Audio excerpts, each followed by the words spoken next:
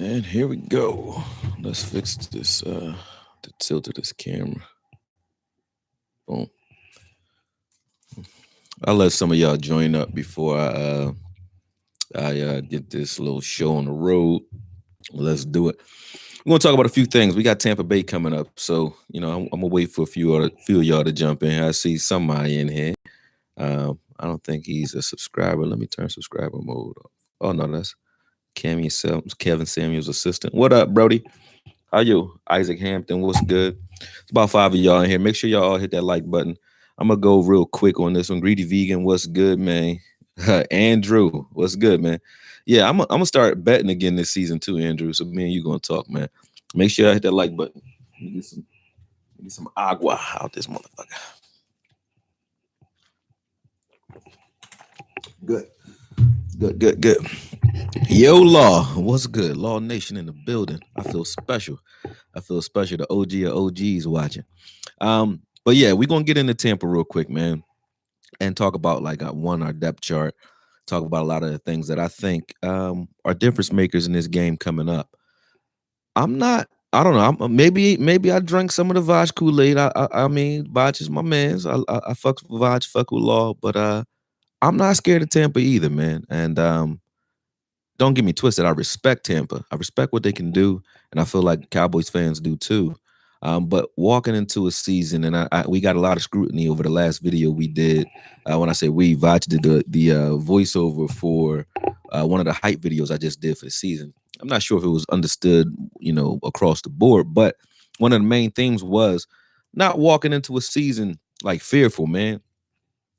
I understand realism and practicality and all that, man. You got to really be realistic in this world in order to manifest the things that you want. I get that. But fear is not a main ingredient to success, man. It's just no way you can get around it. And looking at Tampa Bay as if we are already 0-1 ain't the way to go to build a winning franchise. So those of you who want to get back to winning, those of you who have never won because you've been fans for, I guess, since 94, 95, something like that. I understand the frustration of not seeing what a winning culture looks like, right? I get that.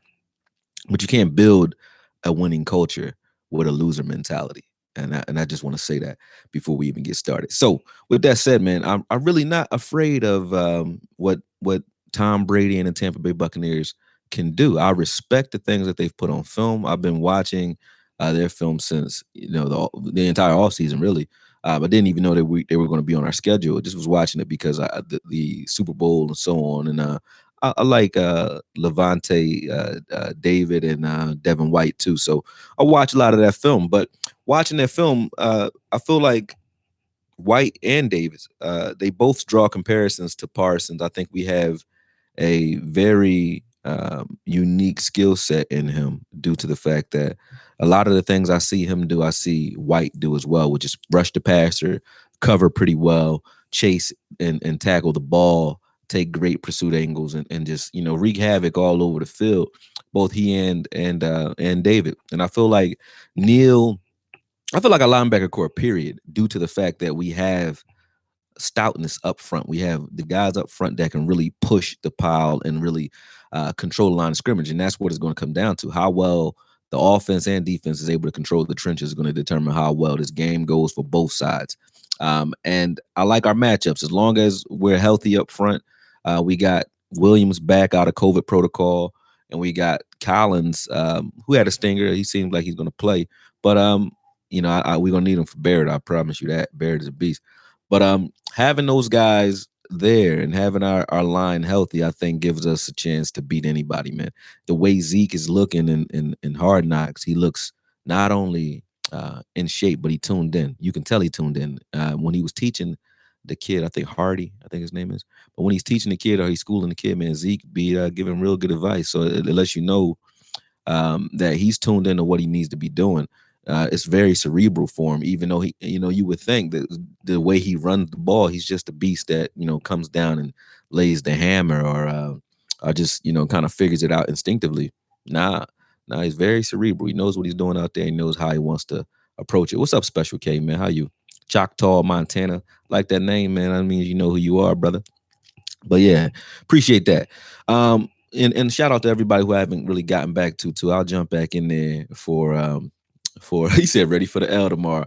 Already East. Oh, that's Eastside Hero. He could say that. I was about to say, I thought that was one of ours, man. I was about to say y'all talking to L's already. That's what this speech was about. But getting back to it, man. A lot of the comparisons that I see and why I see in Parsons, and I feel like Parsons is going to be a game changer, man. I really do. Defensively, we gotten better. I think our offense can hang with anyone. We can score on anyone. This is not going to be a tightly contested, low-scoring ball game by any means. I don't think. There will be some defensive hiccups. So the main thing that I want to instill in the people, man, is hold your horses. Even if this game isn't perfect, isn't pristine on the defensive side of the ball, you can't jump back into that, oh, woe is me, this is the way the season's gonna go mentality. I'm not trying to tell you how to be fans, but I'm just telling you, man, just for your own sake. Misery is not a beautiful thing when you're trying to enjoy something like the sport of football. It's a sport, man. Enjoy this game. Enjoy your team, enjoy the players that's out there performing for you, man. And that energy going into it with that type of energy, a positive mindset is important. Now, I don't mean bullshit. If we doing some bullshit, I'm the first person that's gonna say it. And I'm in coach mode right now. But when I'm a fan, I curse somebody out or I scream and holler just like everybody else. But I'm setting the tone for that because I know this is gonna be a tough season and a tough football game. But those comparisons, I feel like Parsons is leading a defense now that can carry um, this team to a playoff success, a playoff win. I don't want to say Super Bowl, not yet, but a playoff win or playoff wins. What we're putting out there translates into wins. I think our offense has already been there, and I feel like our defense was holding us back for a time due to not only ineptitude but lack of talent. And you really didn't pay attention to how much we lack talent until you get into this season. Because when you look at Jalen and LVE, I know I've been debating that debate all off season. When you look at these guys, to me, they're not trash players. They're players that still, you know, I think need a little work and need more confidence in what they're doing, but they're not trash. Um, so when you have guys like that who you, like I said before, have trouble getting on the field, who I think will have trouble seeing substantial playing time due to the fact that linebacker room is so talented, that lets you know how um, necessary an infusion of talent was in last year. Even up front, when you look at a guy that's young like Osa, and Osa's coming in and playing better than any defensive tackle I think we've had in quite some times. And guys that I kind of like Malik Collins, I liked him. Um, I like Neville Gallimore. I like Tristan Hill. But they're not fucking with the way Osa putting that down right now. They're not messing with that. Bohanna been quiet all preseason. He been playing good ball, just quiet, stuffing shit all off season. Um, so having these guys up front, I think makes us better automatically. But you can tell like that infusion of talent is from top down. We're a lot better at every position. Even at safety, we got guys like Malik Hooker on the bench. That's saying something. So hold your horses on the doom and gloom. We have the talent in the room to actually play ball.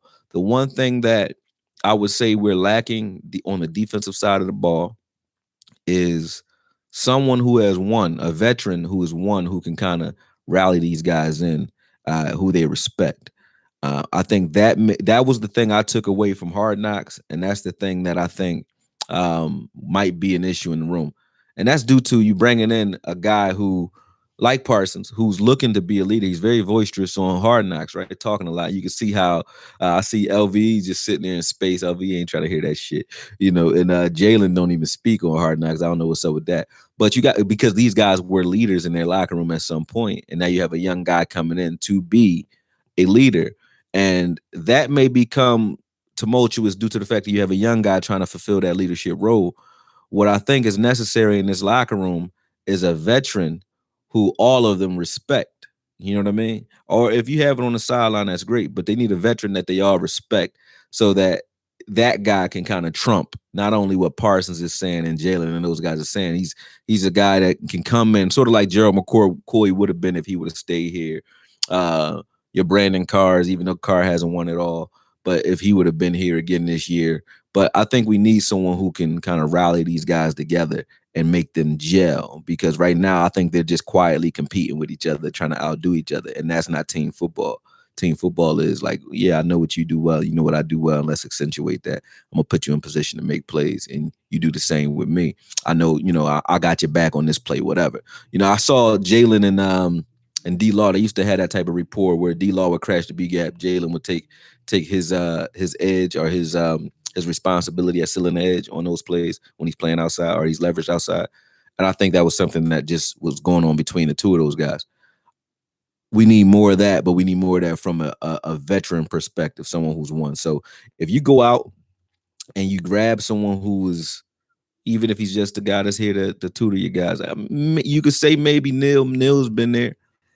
Maybe that is Neil. I'm not sure, but that's the only thing that's a question mark in my mind, especially after watching Hard Knocks, trying to get an understanding for like, who is the guy in that room that everybody's going to rally behind. I really don't know at this point. Hold on, let me read and check out what you guys talking about real quick, then we get on it. Choctaw. So the Bucks win the Super Bowl. All of a sudden, they're a juggernaut. Did you forget they haven't faced a healthy team on the way to the Super Bowl besides the Packers? I mean, I ain't taking nothing away from the Super Bowl win, man. We don't want them. I don't know who was on injury reserve when we won ours, and I don't care. It don't matter to me. You line up, you play football. Injuries are no excuse, because football is and always has been a next man up endeavor, man. If you don't have that mindset, you shouldn't be on the team.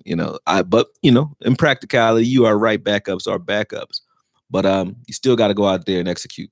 Period. Period. And Mahomes was playing in the Super Bowl, so that's he hard to beat no matter what you're doing. Hold on a second. Hey, babe, I'm live right now. Let me hit you back. All right, babe. Yeah, sorry about that. Anyway, yeah, Mahomes was playing, so you can't really take that away. But let me keep going. DeLorean Parms, what's good with you? At no time last season was Tampa Bay considered elite till they won the Super Bowl. I feel you. Sup, brother? Great keep up the great content. Thanks, Jorge. Appreciate that. Don Hirschman, our corner situation is not good. I don't know, man. You said AB and J. Lou scared the shit out of you. They don't scare the shit out of me. What scares the shit out of me is the ineptitude that we saw in the field last year, which we never saw before. Again, when you talk about AB, you're talking about a serviceable 6th-round draft pick, athletic, talented cornerback. That's what he is. He is a 6th-round draft pick, though, who is playing well above his pay grade or well above his level of draft. Like, he's still around and he's still a name in this locker room. He's tough as nails. He will crack you in the mouth. I do like that. Has he been used correctly in the past? I don't think so. He's not the guy who you want lining up trying to erase anyone on the opposition. That's not his cup of tea. The reason he's starting right now is because you got guys like Joseph, who's been iffy throughout training camp. I can't say that I see Joseph coming out and saying, hey, he won the position. He didn't win the position. Excuse me. Then you have J. Lou, who I don't think plays that well on the outside. I would like to try him on the outside personally, but I don't think he plays as well on the outside, obviously, because they won't put him out there. J. Lou is a spot work type of guy too, not very consistent. So I get you there. I get you there when you say that these guys are scary, but you got Nashawn Wright still trying to figure it out, who I think is going to be good. And you have Joseph who's still trying to figure it out as well. The one wild card in that group that I think solidifies this cornerback room, period, is how they use Maurice Canady. What we do with Maurice Canady is going to determine how well we do, period. And it'll tell me something that may be a difference maker between the way we were last year, which were playing favorites a little bit too much, putting Alden Smith in over Randy Gregory consistently, are not finding ways to get both of those guys on the field. That was a little bit of favoritism there. And Dorrance Armstrong playing over Gregory too. Crazy shit. So I didn't like that we saw that. I know we kind of like swept that under the rug in the offseason, but hearing that, when I heard that, that was a problem. So if I see more of the same, meaning if Canada is on the bench and doesn't get any playing time tomorrow, I will agree with you then. I can't say it now because I don't know if J. Lou and AB will be used heavier than Maurice Candidate. But I know Maurice Candidate has earned the starting position and he should be playing at this point. So if we walk into tomorrow's game and Maurice Candidate is still dry and clean at the end of it, that will be a problem for me. That would, because I think if anything, he's earned the right to play anywhere. And whether you want to play him outside as the CB2, I like that there. And then you rotate AB and J. Lou in the slot. I think we look pretty good then. So the cornerback room itself, John, is not scary. What we do with these cornerbacks may be in question. But the talent that we have in there, it was last year, just last year, I was trying to get Reggie Robinson playing time. Now I don't care if he plays, not because I don't like Reggie Robinson anymore, but because the talent around him is so much more promising and closer to their ceiling at this point that I'm just excited that they get the opportunity. Like Nashawn Wright is what you wanted Reggie Robinson to be coming in last season, meaning a developmental, long, fast, aggressive corner. You know what I mean? And Nashawn Wright is already that. He just has to shore up some of his technique.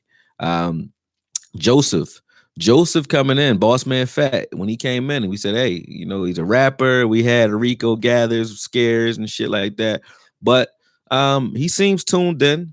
I think again with him, he's relying still a lot on his athleticism and not technique, and he doesn't have that experience either to know what techniques to use and when. Because you see Amari Cooper abuse him a little bit, and we saw Amari Cooper abuse Diggs initially. Diggs got it back though, but those things are gonna happen. So when you have those young guys out there to avoid not only destroying their confidence early, I think you have to bring AB and J. Lou out there early until you know that these guys got it in practice. Like, and they'll be playing by midseason. You'll see Nashawn Wright, whether it's due to injury or they just killing it in practice and earn it. But Joseph and Wright will be used this year. You have to think back to LOB where it was Browner and I don't know how I forgot his name, Sherman. He had a hell of an offseason. But Browner and Sherman coming in off the bench. This is my guy calling me to death. I'll hit him back. But Brown and Sherman were on the bench. They had promise, but they were on the bench. And they started playing, I think, around week 2 or 3 due to the fact that they just started performing in practice. And I think we're going to see the same thing happen. So I'm not worried about the cornerback room. I'm not worried about Hooker either. I'm not. And Davey, what's up, bro?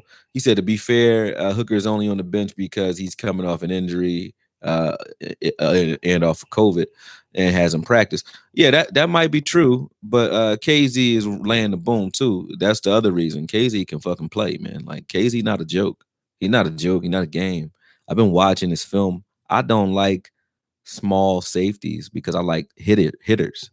He 175, but he'll come down to smack you right in your face. Make sure y'all hit that like button. Make sure your moderator's telling everybody hit the like button when they're in here. That's all I'm doing this for is likes, man. So get it. But yeah, like KZ will come down and lay the boom, man. So I think he's earned the right to play safety for us in any capacity. I really do.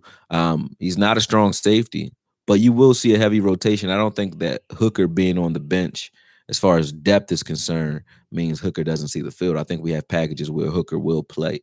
So I'm not worried about that. I remember last year we used to have Parker rolled into three safety formations where we'll have Parker in. We had Woods at the time, and we would still have Wilson on the field at the same time. So you'll see all 3 safeties on the field at some point. Not worried about the safety room. Not worried about the linebacking core, which a lot of you it's been an argument for a lot of y'all all off season. But when you got LVE, and LVE was in that special teams room yesterday listening to Bones Jones. I don't know if y'all noticed that. But when you got guys like LVE and Jalen possibly 4th on the depth chart and playing special teams, that's saying something. That's saying a lot, especially for those of you who think that LV was a legitimate stud, right? If you think that and you want to argue that, that's fine. You argue what you want. But that tells you how strong our linebacker core is because we have guys that are in front of them who you don't argue with. You're not arguing with Neil balling. You're not arguing with Parsons playing. So yeah, I love our linebacker room, and I haven't even said Cox's name yet, and he's my favorite out of all of them, even more so than Parsons, to be honest with you, because he has a unique skill set. Parsons is just like the Shack of linebackers. He's coming in, he's dominant. He looks like he's going to be dominant. He looks like he's supposed to be dominant. Cox don't look like that guy, man. He don't look like he's not an imposing guy. He's just a real cool, smooth. He has a smooth way of playing football and he does things that you really don't anticipate someone his size being able to do. So I can't wait to see how we use him. Again, he's another one of those guys who I think once they know he has it, like up here, he knows what he's doing, no mental errors in practice. I think he's another guy that'll be playing around week 4, week 5. Barring injury, he might get thrown in there earlier because a lot of our guys, don't last, especially in that linebacker room. Gifford and LV don't really have that durability that you would like. Not as of yet. We have yet to see it, but knock on wood, we don't want no injuries. Anyway, and then up front again. So defensively, I'm a happy man. Offensively, I never speak about our offense. Very rare because we got it. Our offense we right up there, man. I'm not really worried about what we can put out and how we can produce. You got mismatches in the backfield. You got Tony Pollard who can play wide receiver. So he's wide receiver 6, even if you keep 5. Or, he's wide receiver 5 if you kept 4. It doesn't matter. He can play wide receiver in spot work. And running out of the backfield, he's a beast. He has a Kamara, Christian McCaffrey type of play, and he complements Zeke very well. So running the ball, even if we were just committed to the run, I think we're a winning football team just as a running football team. And that's saying something because Tony Romo's best year, in my opinion, was the year where DeMarco Murray ran rampant all over everybody. I think that was 2013, 2014. I don't remember, but it was one of Tony Romo's lowest pass output years, period. He was killing a lot of shit, killing a lot of plays, audible and out, and handing the ball off. And I think that was beautiful, brilliant. And with Dak coming off an injury, I say that because I think with Dak coming off of injuries, the way you protect him, and the reason it was important that Zeke came in good condition, he's in his rookie season weight, and you saw his burst in his rookie year.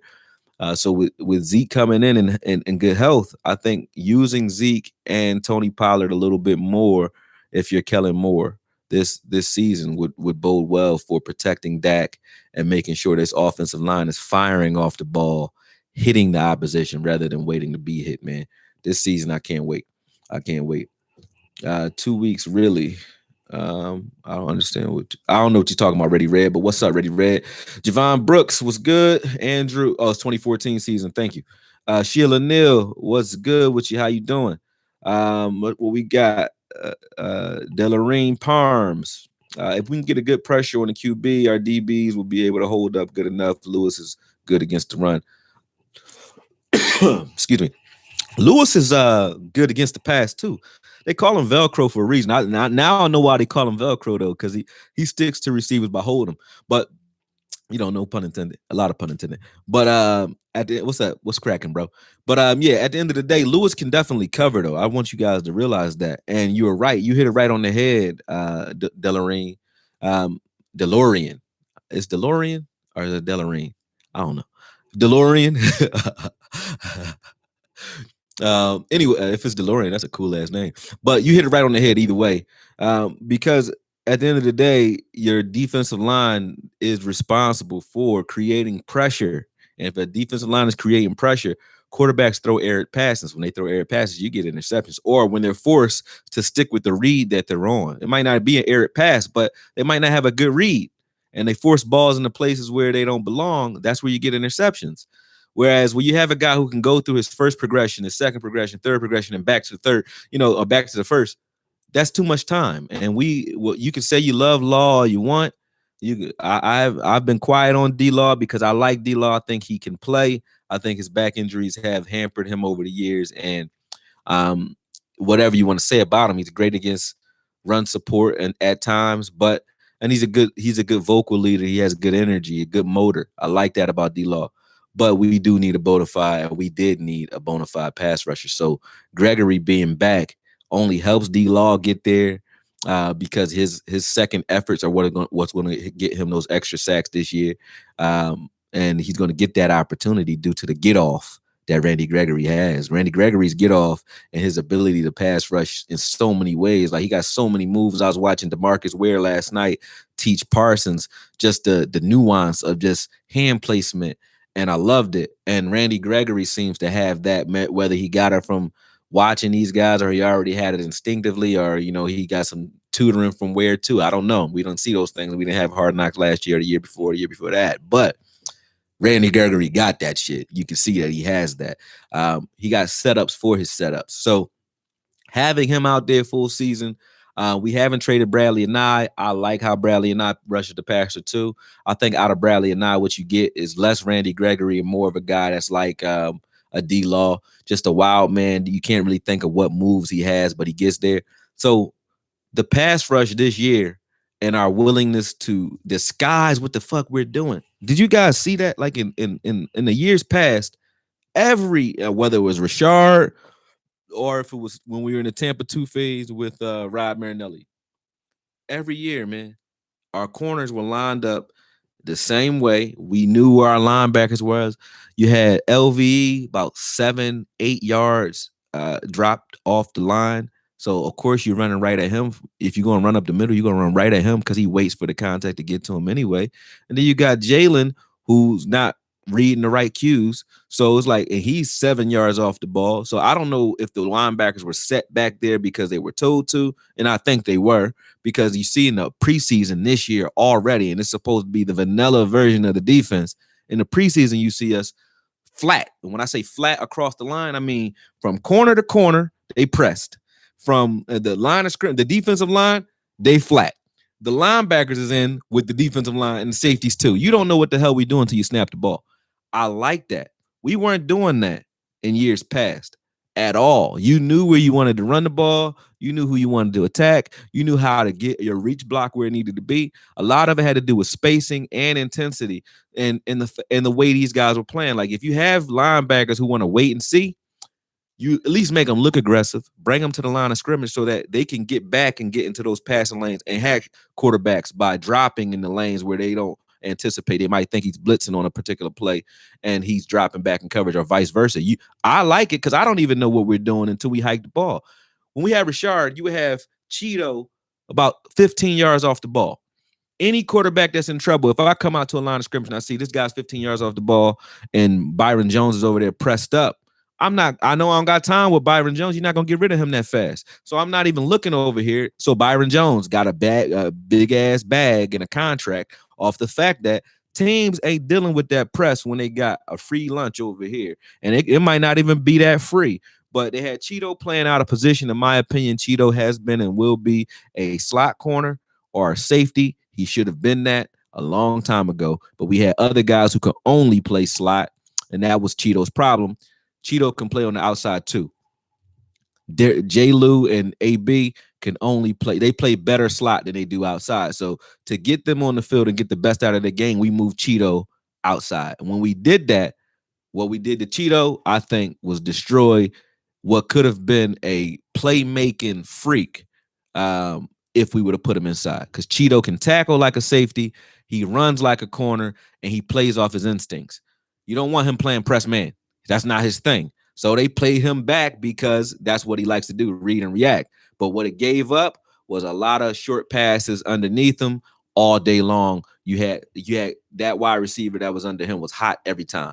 And then you had bunch formations to confuse the shit out of us anywhere else. But we were playing cover three. You knew what we were doing. We were cover one or cover three. Cover one or cover three. When we were blitzing or doing anything aggressive on third downs, the reason those things didn't work, it's because we're only showing those looks when we're supposed to. Meaning third and long, of course, a team's blitzing. Everybody knows that. So we know what you're doing. We're prepared for the blitz because it's third and long. When it's not third and long, we come out in the same vanilla shit. if you're gonna surprise somebody by doing something vanilla, then blitz out of those vanilla looks, and then they don't know it's coming. That's why J. Lou and AB would get those, bang bang plays at least once or twice a year. They'll get a nice sack, fumble for a touchdown type shit because they surprise you that you don't know they're in there. You don't know they're coming because we weren't coming from those looks very often. So they worked a few times that we did them. But I like the pressure look way more, man. Way more. You give us a pressure look and you give us a strong front, and you put the quarterback's mind in a pressure situation pre-snap. He has to look at the line and try to figure out what's coming and what's going, and he doesn't know. He has no way of knowing. Now, he might be a good post-snap quarterback like Tom Brady is, or a guy who knows how to counteract that to see what he wants and what's going on. He might move some guys around. Okay, but make a quarterback have to do that. That buys time. It takes time off of the play clock. You get some of those dead ball fouls or dead ball flags where delay of games and so on due to that. So those things create pressure at the line of scrimmage when you change things and you have quarterbacks having to try to figure out what's here pre-snap. They didn't have to do that in years past, period. Last year, nobody knew what they were doing. I'm a defensive guy, right? And I'm the biggest critic, I think I'm the biggest asshole to players because I don't interview players. So I don't care what I say. A lot of my counterparts, due to the fact that they are growing, they interview these players. When I'm saying that, what I'm saying by that is not saying that my opinion counts more. It's just saying if I'm saying that the defense get a pass when I'm the asshole out of the group, if I'm saying the defense get a pass for last year, they get a pass for last year.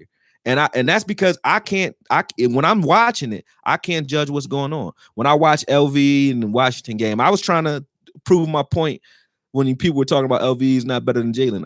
I'm doing a film now, but I'm proving my point, and I don't even want to put it out because I can't even blame LVE for some of the shit I see because I know he's not retarded. Excuse my French. I can't say the R word. He's not delayed mentally in any way. I know that. He passed the one to lick. So when I see him just blatantly not cover guys, like in the Washington game, Logan Thomas, I think his name is, or whatever his name is, tight end number 82, comes out of the backfield and he's just running up the sideline by himself. Wilson comes over the top and nails him after they completed the pass, but LV just didn't cover him. Nobody knew what they were doing last year. In the Seattle game, where you have Diggs let go of Lockett, and then you had Woods and Thompson both conversion on the same hash as safeties. They were in the same hash playing zone right behind each other. I know nobody called that. So they didn't know what the hell they were doing last year. So when I say that, I mean it. Like last year was an anomaly. Some teams played better during COVID. I can't take it away. It's not an excuse, but it is the truth. It's the truth. It's not the excuse when it's the truth. And last year on film, clearly nobody knew what they were doing. Now, if that's Nolan not being a good teacher and not having the time to gel with his players, that's one thing. And if that's players being asked to do things that they're not generally asked to do and not having a full off season to figure that out collectively, that might, both of those things, that's a perfect storm that could have led to what we saw last year. But either way, you can't go into another year giving him a roll of barrel, so to speak, or a second chance in Nolan. So I like the fact that we went out and got another former head coach as a defensive coordinator who is seemingly getting in the face of these players and getting them on the right path, man. Right path. So a good conclusion is a good conclusion. No matter how you get there, that's what my trainer used to tell me. A good conclusion is a good conclusion, no matter how you get there. And I think right now we're on pace to put together at least a top 10 defense. And that's if we can stay healthy. That's the only thing I think is predicated on.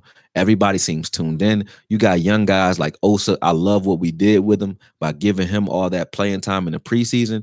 Osa will be in midseason form by week 3 because he got a lot of preseason in. You know what I'm saying? So even if he hits a wall, he's going to hit it early in the season, where by the time he catches that second win, we at week 8, we at our bye week or whatever it is. But you might see him come out the gates flying and then kind of go flat after week 3 or 4 because he's a young guy. But if I'm correct and my prediction is correct, I think Osa is the steal of the draft due to the fact that we got him in the 3rd round. You know, Osa is a first round talent, period. I think that already. And I know that's saying that with Wright and Cox on this in this same draft. And I like both those guys. Wright's also a steal, but Osa is definitely a world beater. When we were bringing in Geno Atkins, and we were talking about Geno Atkins this offseason, did you see me make a video? Not a one. Why? Why you think I ain't say shit? What's up, Eddie? I ain't say nothing because we got Osa here, and I like what he's doing. Like, there's nothing that Geno's going to bring to this team that Osa isn't already doing. A quick twitch, 33. If anything, he hurts this team. Geno would, because Osa would probably be playing behind him in the 3-tech, and you don't want that. We got a 3-tech freak that needs to be fed, and I'm loving Osa. And with that said, you got Chauncey Golston, who's also on this team, man. And the thing I think that we can do with Chauncey that makes it great, Chauncey, believe it or not, comes in, even though he's a young guy, attitude wise and versatility wise. Chauncey, the reason I always say his name is because Chauncey's a guy that comes in to replace what we had in Crawford. Crawford, I don't mean the bullshit running play against the run. I mean the fact that we used Crawford as a spell for everyone. He could play, he can spell Gregory on the edge because we would put him there because we didn't care. He could play him on the edge. He would spell your nose tackle. He spell Woods. He'd spell anybody, meaning he would, give them. He would be their backup. Chauncey's that guy. You up and down the line, whether you want to stand him up on the outside, he's done that. You put him at 3-tech, he's done that. I wouldn't put him at 1-tech, but he's crazy enough to try it. So is Osa. But anywhere you put him on across the line, you could spell guys and not lose that edge because he's nasty. So if he's healthy, that's another guy who I haven't mentioned very much this offseason, who is another steal. This draft was very major. It was major. For those of you who were with Vach, who liked Slater, you weren't wrong. Y'all wasn't wrong. Slater is a fucking beast. You was not wrong. But think about that. If you weren't wrong about Slater, which you weren't, he was a bona fide beast. You should have wanted him. I mean, I didn't know who he was. Now I look at him like, oh, you give him Bosa some problems, you a problem. So he is what you thought he was. Parsons is not what you thought he was. Parsons is better than anticipated and better than I thought he was. And I thought that Parsons was the man coming in. I just didn't think he was this damn good. So think about that. You got to steal when you already had a top 10 draft pick. He's better than you thought he would be. And he was a top 10 draft pick. That's saying something. Joseph has always been better. He's always been better than his level of play. It was his attitude at LSU that got him out of there. So he's always been a top level talent. He just hasn't been able to keep his emotions in check to realize that. And it seems like he has it together here so far. So that's another steal, man. He's not a second round draft pick talent wise. He's a second round draft pick because of attitude. And you know how that goes with us. Jerry stay grabbing guys like that. But the guys that we have here, man, this draft is major. We brought in a lot of talent. So a guy like Osa coming in and being able to man the middle of that field, you guys don't know how impactful it is because we haven't seen it. What I've seen when I've been watching this film, and the reason I haven't put out again a snuff piece on your boy LVE. And let me say this about LV, because I know I get people who unsubscribe because they think I'm like I hate the bull or something like that. Understand this. I was the first person to speak out against the people who didn't like that pick. A lot of people ain't like that pick. They wanted, I think, Evans at the time, Rashawn Evans or something. I think his name is. He plays well too. I think he plays better than LVE, honestly. But I defended the pick of LVE. The one thing I said, if you go back, and I should just re-release the film, I'm going to do that. I'm going to just re-release that video so that people who haven't seen it can see it today. But that LVE draft pick video, the things that I said, the reason I'm down on him and the reason that I come at him now when I defended him then, because the things that I said that he did not do very well, which was use his hands to disengage blockers. This was in college, and hit with his head up, are the things he's doing to this day. So he hasn't progressed is my problem with LVE. Not he got the potential. He's big, he's fast, he's super strong, right? Well, he's not using that to his advantage still. And he's getting injured because he's still doing it the same way he did it in the Mountain West, in Boise, right? So that's my problem with him. Period.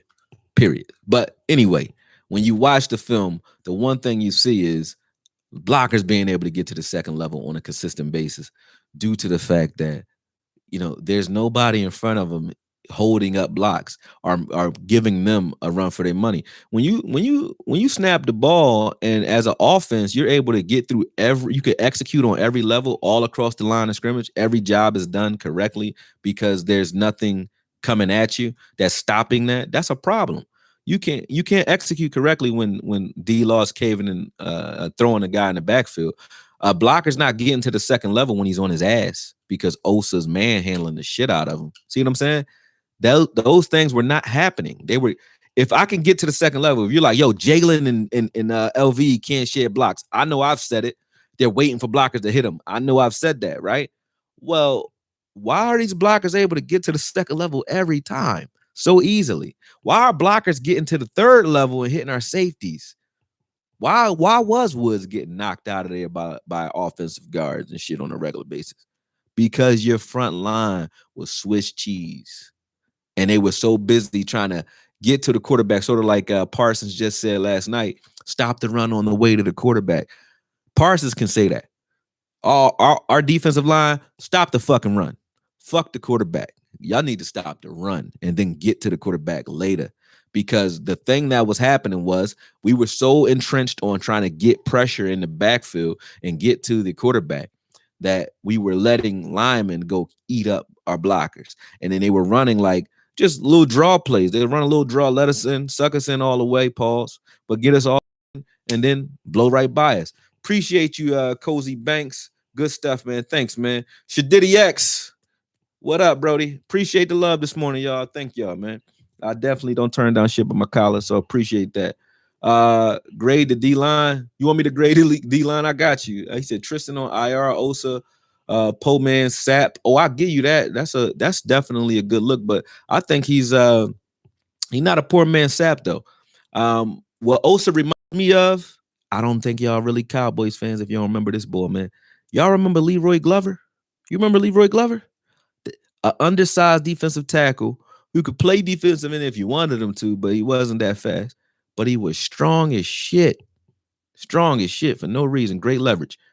That's who Osa reminds me of. Like just nasty. Well, but him or Chauncey, you can choose it. Both of those guys kind of remind me of that type of player. Just nasty. Nastier than flashy. I'd rather have nasty than flashy up and down the line. Flashy, you want flashy? Give me a cornerback that's flashy. Everybody else, nasty. I'd rather have a nasty linebacker than a flashy linebacker any day. I'd rather have a nasty defensive tackle. Meaning, when I say nasty, I mean guys that's just your Ndamukong Suh type guys. Like they just coming. You don't want to play against them. You're going to feel pain by playing against them. You know they in your face. Instead of a guy that's just so skilled that you got to you got to figure it out because he's going to do some athletic shit to get by you. You might not be afraid to line up against that guy other than the fact that you're going to get posterized against a guy like Gregory, right? But a guy like D-Law, you might get your leg broke. A guy like Bohanna, you might get stood up, might get bent backwards, get rolled up on. You don't want to play against those type of guys. I'd rather have nasty than flashy, and I think we're a lot nastier. And here's another prediction for you. I know y'all think I'm a Jalen fanboy, whatever y'all want to call me. I'll take it, whatever. You know what I mean? But the quiet, I like it. I love the criticism that he's getting, and I don't mean I like it because we gonna do something major. No, I like it because I'm watching the response that he's having. The thing that I did not like about Jalen for a very long time is he has the build and the physique and the strength and the look of a killer. Like he looked like a killer, but act like a church mouse. I don't like that shit. The only person two people I've ever seen pull that off and actually really be nasty and know how to turn it on and off and really turn it on was Brian Dawkins and Troy Polamalu. They both very nice Christian, God-fearing men when you talk to them. But on the field, you cannot tell that. Jalen is too fucking nice. He's too nice. I like a edgy, angry Jalen. He's too fucking nice. So the fact that he's quiet, I hope that means he's pissed. I hope it means that. If it doesn't, and he's a shrinking violet due to the fact that Parsons is here and the pressure is on, then he ain't our guy anyway. Because if you fold under that kind of pressure, I can't make no excuses for I train fighters. You're gonna be under pressure. You're gonna be under the lights. If you fold under the light, shit, I could do with you. It's the same thing with Jalen. So if he fold under that pressure, hey, that's on him. That's on him. But I like the way it's teaming up because the fact that he's been quiet all Hard Knocks, I hope is the what I think it is, which is he's playing pissed. So if we got a bunch of pissed off, hard hitting, angry even LVE looked kind of pissed. I don't know why. Maybe he playing special teams or something. He run like a deer though, so maybe that'll work. But if you got a bunch of pissed off players playing nasty, I'd rather take that any day because I don't want to line up against. I don't want to fight a guy who dirty. I'd rather fight a flashy dude than a dirty nigga. A flashy guy going to just he going to score points and run from me. I'm cool with that. That's an easy payday.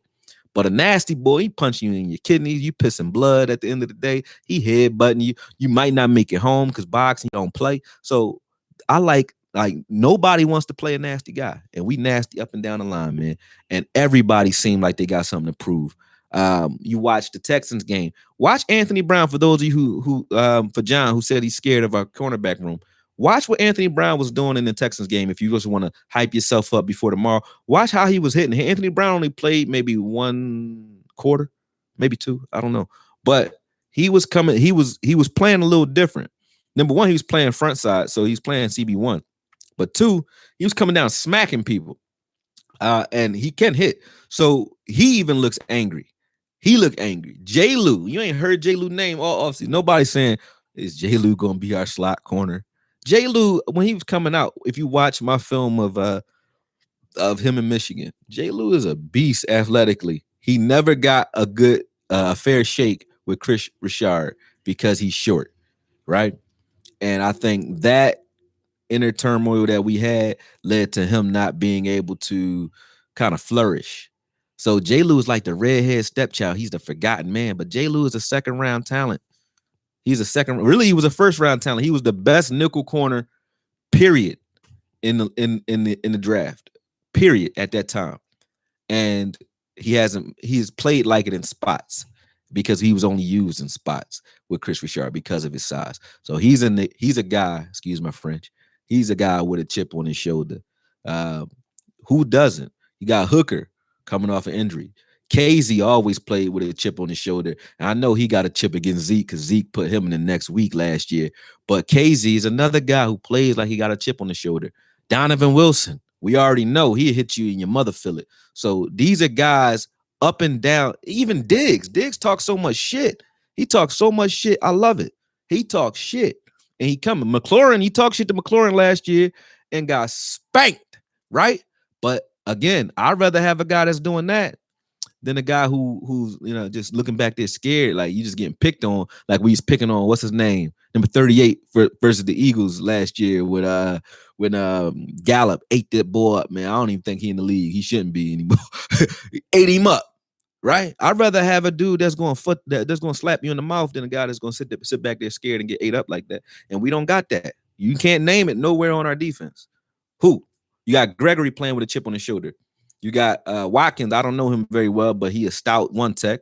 You got Osa. You got Chauncey. You got D-Law, who can't wait to get away from them kids. He was the most awkward dude on camera I ever seen. But you could tell that players are scared of his ass. So something wrong with D-Law mentally. Because when Basham was telling that joke and D-Law walked in, he fucked up his whole stilo. And he was not laughing. It was like, yeah, go ahead, funny man. Tell your jokes. He shut the fuck up. They cut from that screen real quick.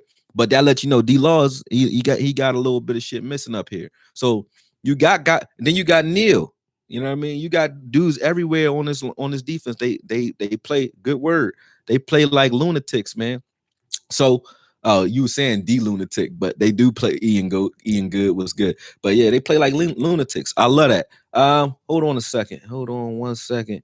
D-Lunatic, what's up, man? I appreciate that $2, bro. Sorry for that. I don't like missing super chats. He said, what does D-Law need to do to affect the game plan? It depends. I don't know how we're gonna use D-Law. I think in our 3-4 sets, this is just a perfect world to me.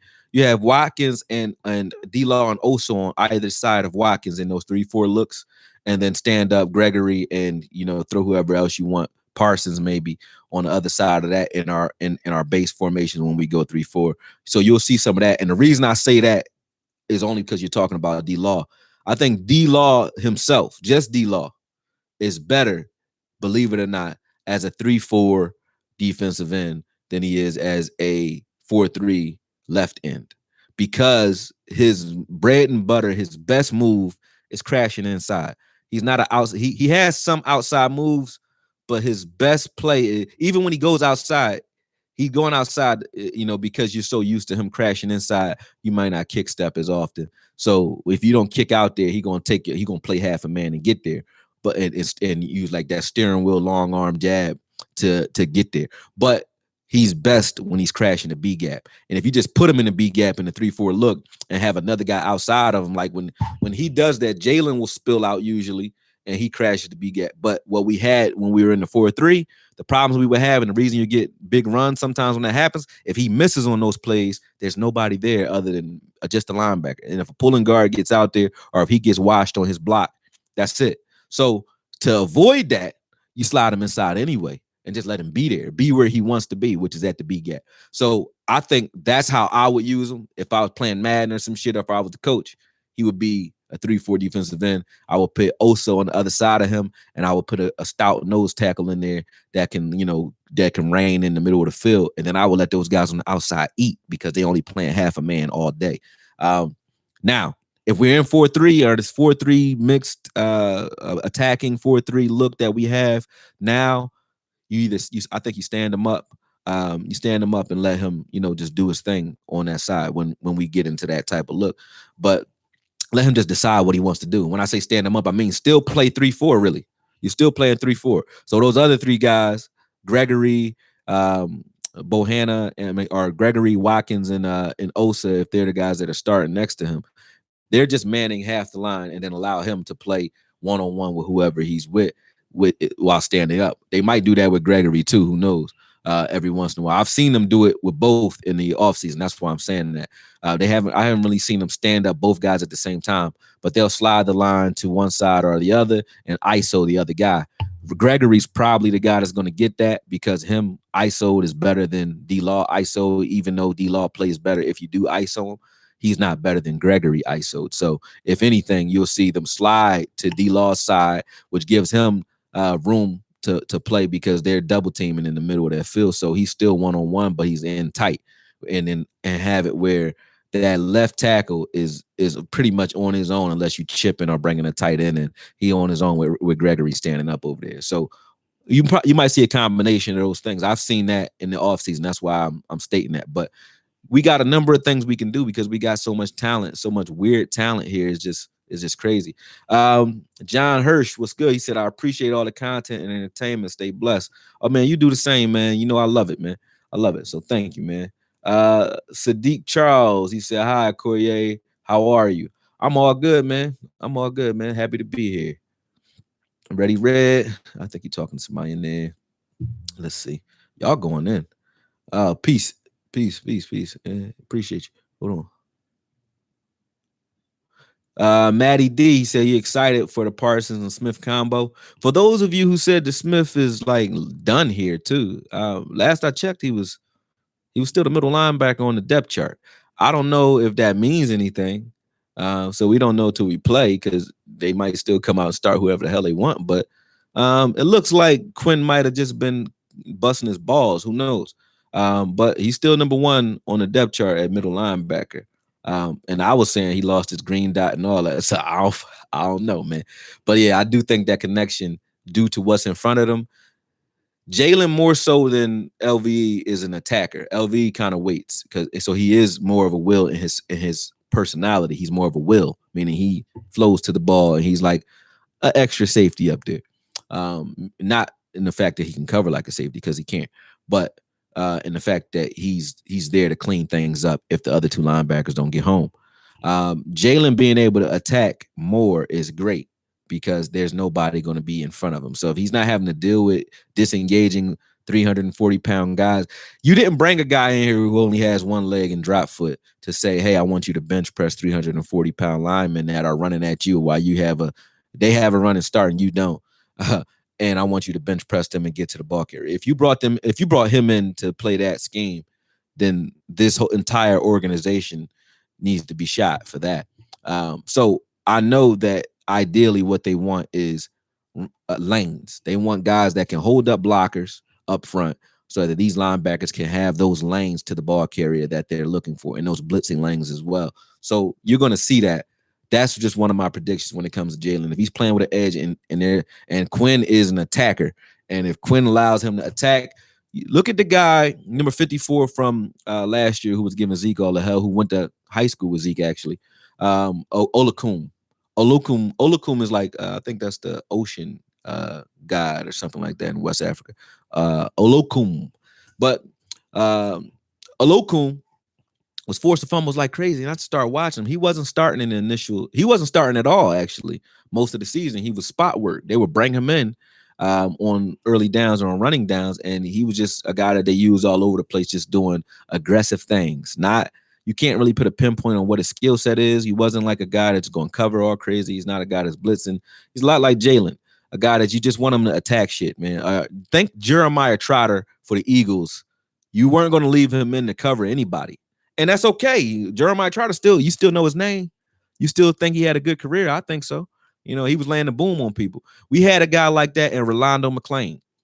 He wasn't a guy who's going to cover nobody. He ain't covering a lot of people. He just making plays and being a big guy, being a force in the middle of the field.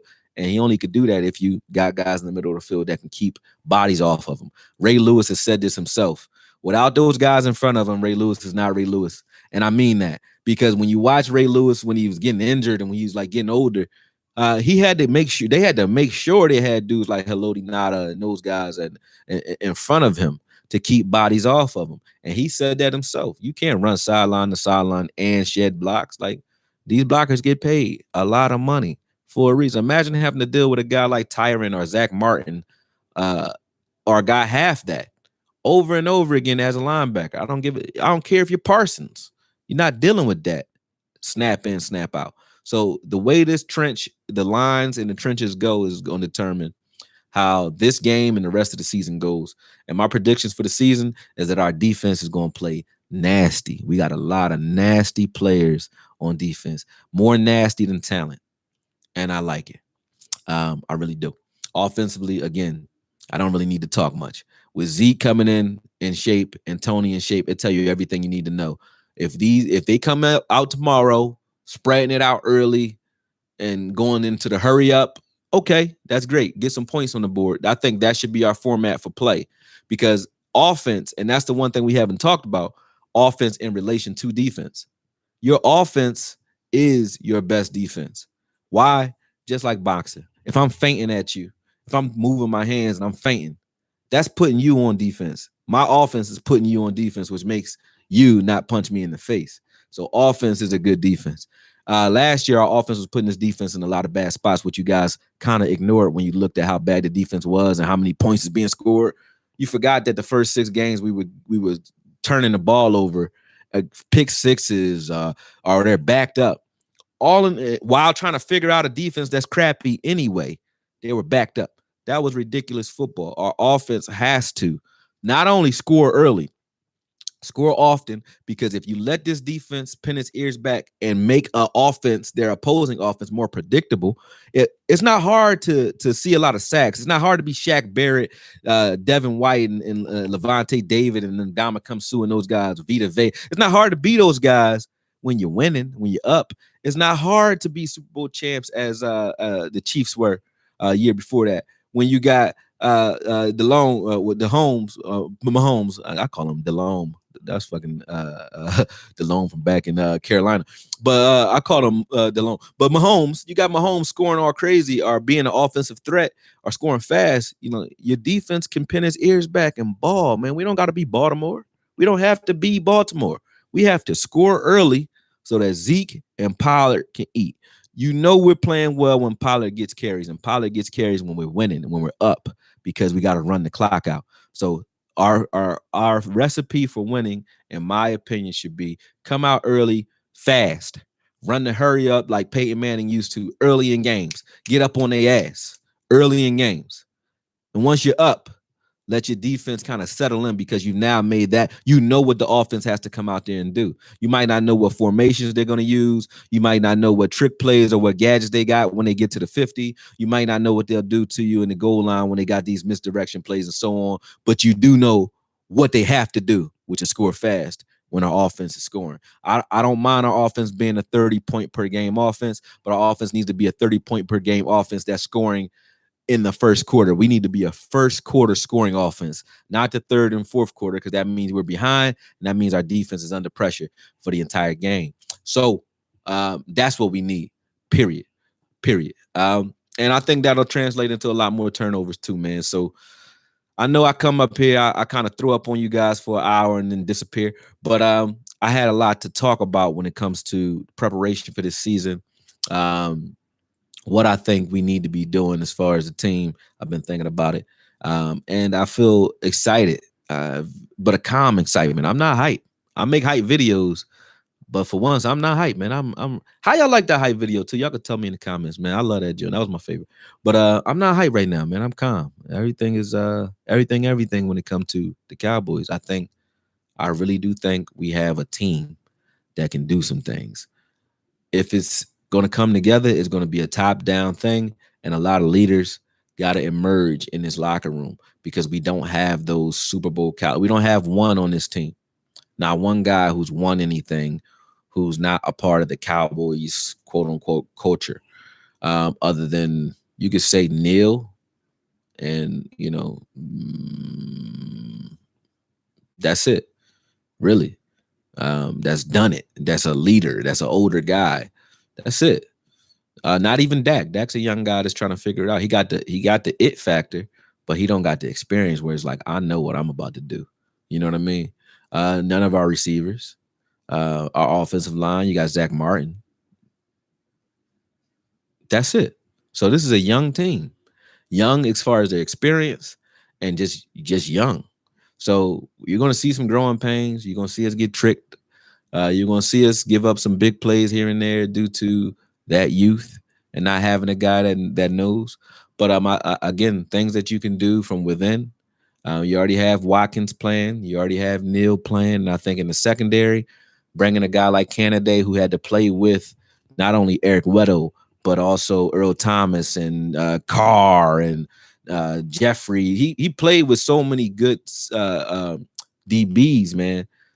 He plays like he played with a lot of good DBs. He had to compete and practice against those guys. And he comes in, he competes now against these guys. It's raising the level of competition. And I think putting Canada out there as a starter in the secondary would bode well for us being more seasoned back there. Casey, I like what he does already. He's still a young guy though, but I like his tenacity.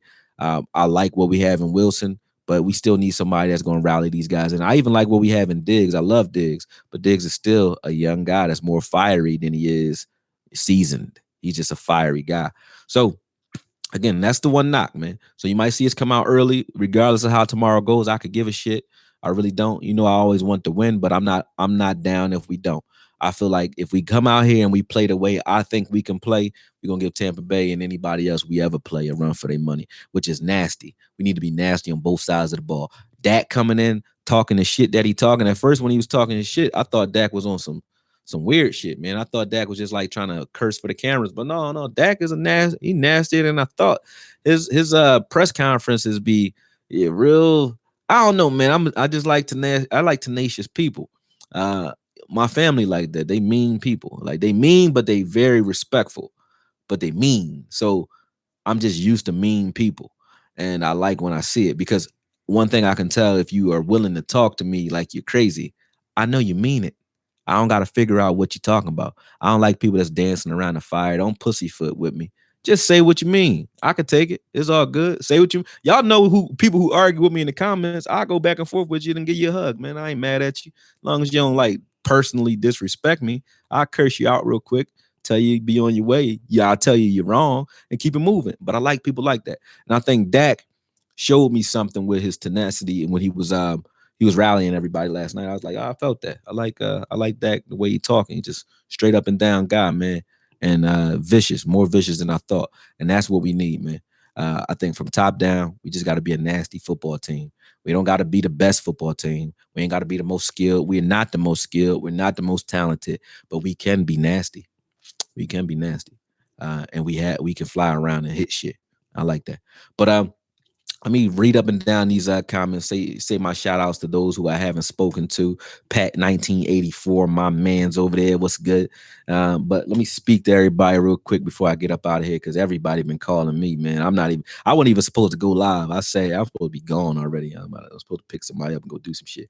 But I had to talk. Sandra Love, what's good? On Thursday, watch, you will see why we should have cut him. I don't know who you're talking about yet. I don't have time to read up. Let me see. Let me read what you talking.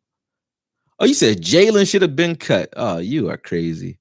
You are crazy out your mind. Why would you not want more linebackers that are good? Because you can't say Jalen is not at least good. Is he great? No, but he is definitely a good linebacker. So to say he should have been cut don't make sense. It's like saying we should have cut Brown or cut Lewis. For what? Why not have more than one good corner? I don't get it. Why not have more than one good linebacker? Even if Jalen was on the bench this year, I could give a shit. I want him because I know what he can do. DJ Dog 31. Curse, what role do you see fit for him? Special teams and a hitter and a guy that's just playing for depth. He's the guy. He's our handcuff for Wilson. If Wilson goes out, you'll see Curse in there. But I think Wilson's gonna take a lot of the snaps that you would have saw out of Curse. Let's see. Downtown Tex was good. He said, I think they will run up tempo a lot. Yep, I think so too. Who else we got? If you do, I'm there. Oh yeah, I'm definitely doing a stream tomorrow. For those of you who want to know, I got a whiteboard up on the wall right now, but I got an extra TV in my little setup here. It's my room, but I don't want to take my setup and put it in my living room because I like my bachelor pad. This shit looking all right. I'm gonna walk y'all through it one day, but it's looking good up in here. So I don't want to mess my living room up with my computer setup. So what I'm going to do is I'm going to mount a TV here. I'm going to take the whiteboard off. I'm doing that later today too, in preparation for the game. So yeah, we'll be watching it. I'll be watching it right here. My bro Jay, shout out to Maine, young Maine, my PR guy. But he just started truck driving, so he might be on the road tomorrow. I'm gonna call him and see where he at. But I wish he was here to watch the game with me, man. That's my road dog. He always make it a little fun. I don't like talking to myself, man. Like, this is cool, but I'd rather talk to a person, So I might start the Zooms again too. I'll do the Zoom meetings so that you guys can call in and I can interface with y'all if I'm not co-hosting with anybody, because the reason I don't go live is because I don't like, who want to sit and talk by themselves for an hour? I mean, I can do it. Obviously, I'm doing it, but this is not as fun as talking to people. I like talking to people. I like interfacing with people. Yeah, Eddie, the word of the day is nasty. Matty D, what's up? Mike Meticulous Cowboy, what up? I'm back on Xbox One too, because my son's starting school up. They got some bad grades last year. I'm a chalk it up on COVID, but they won't be playing no goddamn video games this year. So I got me an Xbox One now. So and I got an Oculus too. I'm taking all that shit. That's all mine. They can't play no video games, man. They can box, they can go to school, they can run, they can learn to drive, all that shit, but you can't play no video games. So I will be on your ass, Mike's Meticulous Detailed Podcast. Don't think you just whoop me in a submission. I just don't play video games like that, bro. I don't play no games. I don't got time. But I'm gonna bust your ass because he fucked me up, and man, I think he beat me with the Jaguars too. That was horrible. I think he blew me out.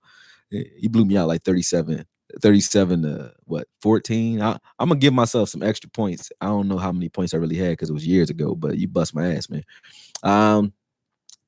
Okay, Choctaw, Montana. So when did Tampa become juggernauts? Exactly. They be scoring 10 points. They ain't like killers. Their defense is good and they fly around. You said Jalen is good, but his pay gonna get him cut. Agreed. James Gary, what's good, bro? Ian Good, you already know. Laurel Blizzard, what's good? What you laughing at, Ready Red? I don't even know what I said, but he cracking up over there. Paul Johnson was good. He said Zeke eating too much candy. Nah, Zeke ain't eating too much candy, man. One of my favorite running backs all time ate Skittles on the sideline, man. Beast mode. Ain't give him his candy. Let him do what he want to do. Brandy, what up though? What's good? Yes, want the 1100. What if Mika makes Tom Brady retire? Hey, Tom Brady ain't retiring no time soon. That dude is he's using baby fetus stem cells to keep himself young, man. And that dude is aging backwards. I seen Tom Brady throw a ball. I don't know what play that was. He threw a ball. He was throwing a ball into the jug handle. You know, the joint that shoots the ball out. He throws the motherfucker in there like 3 times. I don't care if you had to. I ain't see no cut scenes neither. I'm an editor. I ain't see no cut scenes. He did that in straight up one time, and then did it again, and then did it again. So for those of you who haven't seen it, the ball throwing the ball, he playing catch with a fucking machine. Come on, man. That dude nasty. I don't know what he got in the system, but y'all need to test that ball for some what you call it, PEDs. You need to test Tom Brady ass. But Special K was good. Sadiq Charles. Let me see who else I ain't say what's up to. Cowboys R1. He said something about Manny. Oh man, so yeah, everybody calling me. I got to go, man. Got to go. Let's see who else I ain't speak to first, and then I'm out of here, man. I think I got everybody. Cheryl Foots, what's up? John Hyrick already left. The King of Lovin', just like Roy Williams. I don't know what he was talking about though. I think you're talking about people playing nasty, probably. D Lunatic, you had given me $2. I didn't get to this one. Will DQ defensive coordinator, I guess, game plan more for 94 to get one-on-ones? We talked about that though, so I did answer it, but I didn't see this one, so I appreciate that one too. But yeah, I think that we'll ISO Randy Gregory more so than we will like we used to with D-Law.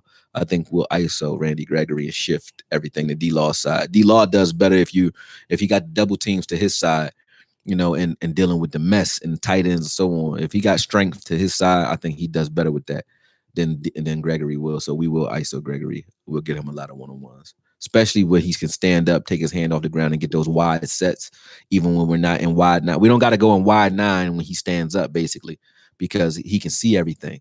So we don't have to go in the wide nine to get him spread out wide. We just stand him up and he can go out there. That makes it so that if you make it so that a left tackle is at a disadvantage from having to give up his first move.